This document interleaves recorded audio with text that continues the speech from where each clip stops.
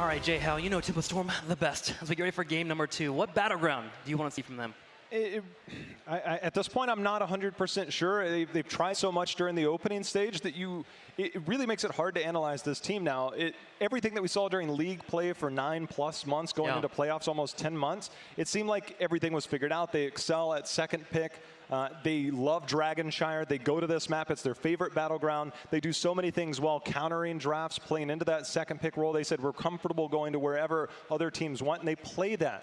So after the group stage, it seems like a lot of that has just kind of been wiped off the board, and they're like, let's start over. And it's really hard to break down where the strengths lie because it's been everything. And that game in particular, the Heroics, it just felt like they tried to do one thing while also doing the other, and it almost feels like you just need to go down that one path. And I agree with Kaldor in the way that they that we anticipated them playing it because we've seen success from that with other teams. We didn't see that. So there's no way to say, hey, we know what they were trying to do until we can actually talk to them and figure that out. Kaldor, last thought before we go to the battleground? It just feels they need to stop playing this disrespectful. You can't play into Dignitas like this. It might work against a lesser team, not against Dig.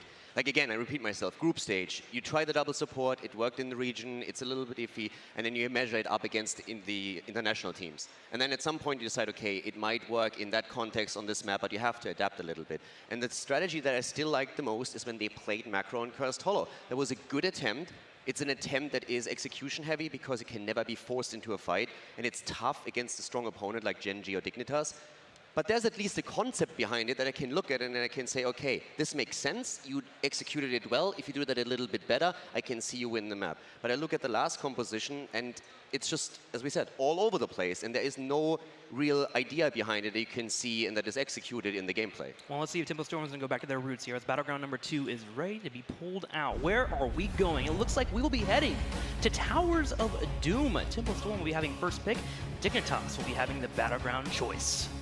Yeah, Dignitas going to be happy with this map pick right here. This once again allows them to play that aggressive style, but also allows them to play the macro, which for the most part they weren't really too punished on. So they're going to have some pocket picks of their own that they can try and run. They've used the Abbot for solo support before, trying to dive into the idea of, hey, Tempo Storm, if you get crazy, we can do crazy things as well. So I'm expecting once again to sort of see the idea of a Medivh ban, very standard bans between these two teams, potentially the Abbot ban, but, you know, I can't see a world in which Tempo Storm right now, when they know that they could potentially get eliminated from BlizzCon, go, all right, we're going to play traditional, I say in quote marks, standard. Like, I feel like we're going to still see a lot of experimentation, but maybe tone down at least one dial. I would expect a more normal game from them. It's a map that they played a lot in League play as well. Dignitas didn't play it as much. The thing is, you want to put off something crazy, for example, that Murky with an Abathur. If your 4-man still loses to your opponent's 4-man, then all they have to do is send one hero to babysit the Murky, and that's it. And I feel like that was a bit of a problem that they had. You need to, at least, if you want to go for these strategies, have a strong 4-man or 3-man that can trade into your opponent. That wasn't the case, but I expect a much more normal game from here then. That might for them mean, again, double support, but less experimental than what we've just seen. Well, going against Dignitas, it was something I mentioned in the previous series as we get a Tyrande ban. Some excited fans about the normal pick there. But when you go against Dignitas, EU, they prioritize and utilize their solo laner. It's different than the way Korea does it, but you could argue that EU does it better, and they have Wubby, the single best undisputed solo laner in the game. And so for them, the way that they play around that, we already see the prioritization by banning Dahaka, which means that Wubby, their drafter, has an idea of what this team is going to do, and you can never question that. And there's a Zeratul pick, and we saw Snitch on that Zeratul previously, so strong. They also ran it with the Abathur comp themselves. It might just be baiting out a ban in the second ban. The beauty of the Zeratul pick, too, is it's also interchangeable. You can put it in the top lane, you can also put it on Snitch there, depending on what this team needs exactly for it, as they see what Tempo Storm pulls out. And I mean, you look at this, and the first thing that the first thought you have is immediately Jaina.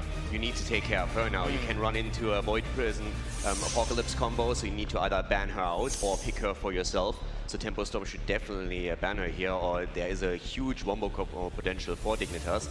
But you know, we talked a bit about Wubby, and Wubby is still following a pattern that we've seen in Europe from him. Whenever he gets a chance to pick his Urel, he jumps on Urel, and that we saw that in the last game. The impact that he has with that hero is crazy, and teams have not really shown a lot of respect to that here. Well, the other thing is that even if Snitch does go down a different route, Wubby is a very good Zeratul player. So they have multiple things that they can do as the priority on that solo laner continues, targeting Glaurung. So no Dahaka, no Malthael, two heroes that we've known Dahaka to play quite a bit. bit. The Abathur ban comes out. Now let's see if we get that Jaina to pair with the Zeratul and Diablo, which we saw just a week ago. And that's such a scary composition. If you see that right there, you're absolutely terrified. And I mean, the Zeratul does also fulfill the role that you would have with that Genji. You got that roam, you got the ability to always scatter information, which is what you're looking to try and achieve with this Medivh. There's a possible world here where Tempo Storm don't run a traditional support as such and go Tyrande and Tassadar. I don't want to say it's going to happen, but there's a part of me that goes, look, you need some kind of response to the Zeratul, otherwise he's just going to run rings around you. Right, so we don't have the Jaina right away. That Jaina setup, by the way, is also what Dignitas ran on this particular map. Yep. Back then it was an Abathur solo support, so the Abathur ban on the side of Tempo Storm at least eliminates that. The problem is if you have the Zeratul on the other side, then Abathur, of course, emphasizes the danger that he brings to any lane even more so. And if you then have a strong top laner, you can easily turn that into a 1 versus 3 if he rotates over. But there's still the opportunity for the burst damage in the adjustment towards the end. Wow. Oh my. Well, there's some lost Vikings. Again, we know that they're very strong on Towers of Doom, or they used to be. See if we get the Viking Hunter, because Jaina does pair well with Malfurion because of the Innervate. It doesn't even matter who this last pick is, because the way that Zeratul roams around, the best way to deal with Vikings is to have a Viking Hunter. Zeratul is one of the absolute best Viking Hunters you have. He's so good because as a Viking player, you stare at the minimap the entire time, and if he's able to get that jump on you, he's going to pick you off, and you're not getting those region globes, and of course that's soak. Now with that being said, I like this draft from Tempo Storm. First off, we know that Vikings are great on Towers of Doom, but you have kill potential available for you. You have a strong 4-man. This is doable by them, but then again, it's Dignitas. Also, that Vikings into the Zeratul kind of reminds me a little bit of BlizzCon last year.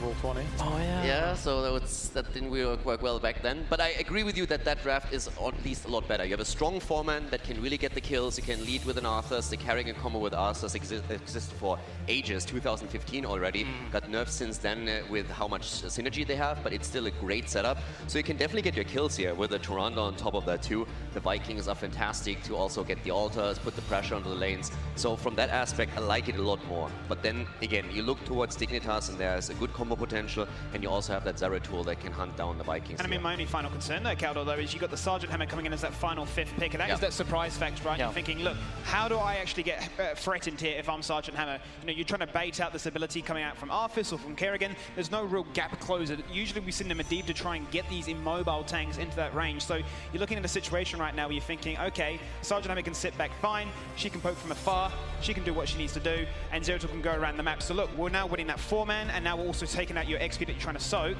And once again, it just feels like Tempo Storm are like, we've been drafted into a bit of a narrow corridor. I mean, you don't even have to send the Blaze top lane. You can literally just like double soak with the Zeratul. You can have the Blaze together with the Hammer, and then how do you react into that 4-man? You get the bunker out whenever the engage comes. You have Hammer also with a space creation there, so just pushing your opponent back. So you can play it around that, and Zeratul gets the double soak plus the Vikings. I feel like the Kerrigan has to be on point here. She is going to be stressed out because of that Sergeant Hammer. Let's go ahead and go into game number 2 and see if Tempo Storm can send us to a game number 3.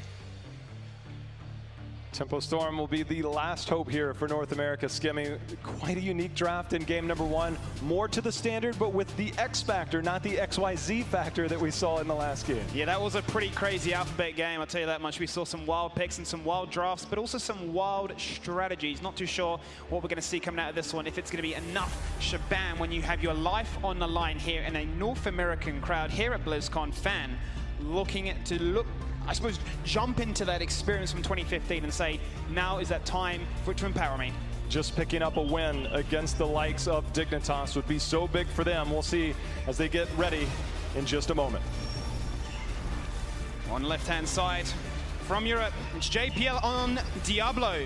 Whoopi on Blaze, Poik here on Sergeant Hammer, Snitch on Zeratul, and finally Zalia on Malfurion. And this is your team here, it's Dignitas.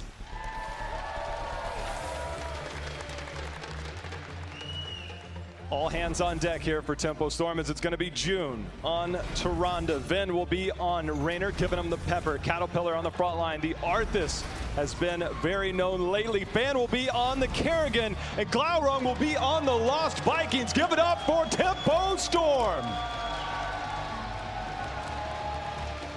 Really curious to see how Tempo Storm play this early game. It'd be a big tell of their confidence, their